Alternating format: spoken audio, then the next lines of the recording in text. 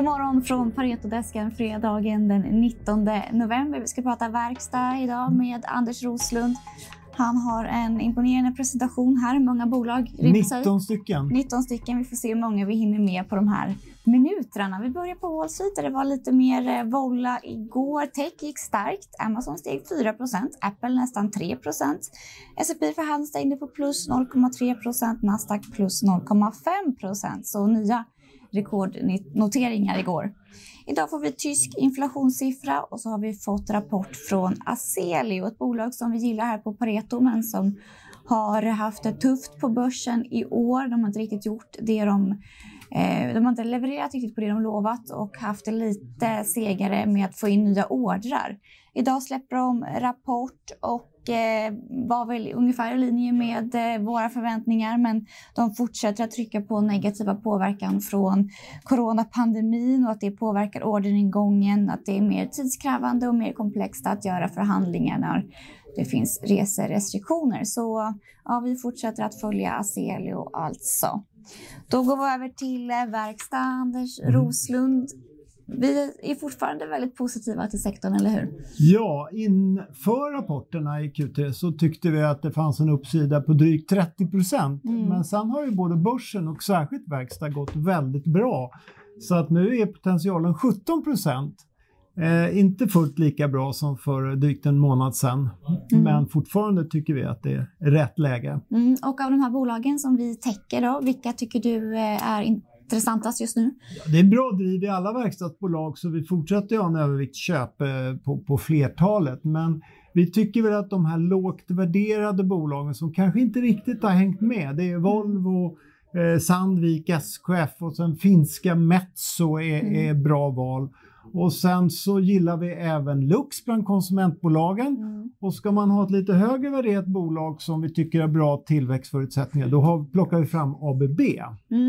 Men hur går det allmänt för de här bolagen då? För vi har ju sett att det har varit produktionsstörningar och leverantörskedjestörningar.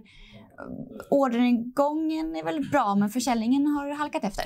Ja, nej, du säger exakt rätt saker här. Orderingången var upp 36% organiskt och det var efter motsvarande uppgång i Q2. Så att det är extremt starka uppgångar och det var 6% bättre än vad vi analytiker hade trott. Men försäljningen var bara upp i Q3 8% organiskt och det var 3% sämre än vad vi trodde. Så då blev ju vinsten också lite sämre. Så det här gapet mellan vad bolagen får i order och vad de levererar, det har aldrig varit större. Nej, och när tror man att det här ska börja vända då? Ja, vi hoppas att den här orderingången är ju verklig. Det är ju saker som ska levereras. Men man är ju rädd för att kunder kanske lägger lite mer order när man inte får saker i tid. Så att vi hoppas ju att den verkliga försäljningen ökar nästa år. Det måste det till då. Och det gäller särskilt i bilindustrin där bilproduktionen är noll, nästan upp ingenting jämfört med föregående år då den var ner 17%. Så att det finns ett väldigt stort produktionsbehov i bilindustrin. Så där förväntar vi oss att den kanske öka en 11-12% nästa år och lika mycket 2023. För bilindustrin har ju verkligen haft det tufft. Man hör ju hela tiden vänner som ska köpa bil och det är 2 års leveranstid. Ja, det kan ju inträffa så att vi konsumenter tröttnar och gör något annat. Det är inte självklart att vi bara skjuter upp. Och sen kan det bli så att om man inte får den här nya hybridbilen då kanske man säger nej, men vi väntar tills vi får en billig elbil och då kanske man vill vänta till 2025, vad vet jag. Alltså det är inte självklart att vi bara... Nej, men om vi utgår nu från att det här kommer lösa sig ganska snart och att det kommer bli en uppsving, vilka bolag är det som kommer gynnas av det här? Ja, det är mycket underleverantörer till bilindustrin och där har vi ju SKF och där har vi Sandvik, men det är ju även de bolagen som levererar investeringsvaror som ABB som löser de här problemen med robotar och energiutrustning och så vidare. Så att gruvutrustning, så att man kan säga att har man Atlas eller Epiroc som vi har behållit på, så det är fortfarande full fart för dem också. Så att man ska säga att det är väldigt gynnsamma tillväxtförutsättningar för hela verkstadssektorn nästa år. Så Atlas, Epiroc, det är full fart där också, men kanske relativt till de andra så ser du ändå högre uppsida på dem. Ja, därför att jag tycker att värderingen är så mycket lägre. Och då tycker jag att det finns större uppsida i till exempel Sandviken än Epiroc. Och jag tycker det finns kanske större uppsida i ABB än Atlas Copco.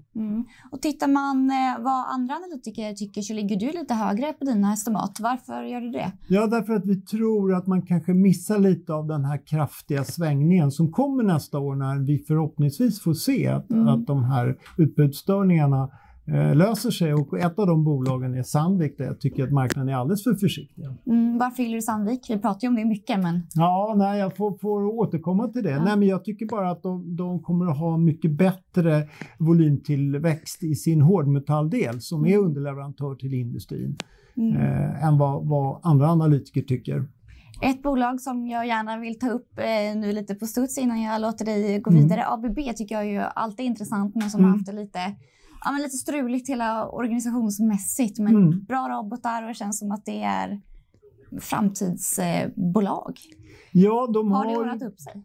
Ja, de har ju den nya ledningen nu sedan över 1,5 år tillbaka och där hoppas vi och tror att det kanske kommer nya finansiella mål och att man får se mer av den här förvandlingen av ABB till ett höglönsamt bolag. Idag är det lönsamt, men jag tror att man höjer marginalmålen för runt 15 så kanske man säger att det ska ligga på 18%. Jag tycker det är fullt möjligt. Ja, för du har ju ändå ABB som en av favoriterna, så någonting måste du ju se där. Ja, nej, men jag tror att det där är den interna förvandlingen mot en bättre lönsamhet. Ja, jättespännande. Tack så mycket, Anders. Ja, tack. Tack så mycket för att ni har varit med den här veckan. Ha en fortsatt trevlig fredag och sen en bra helg när det blir dags för det.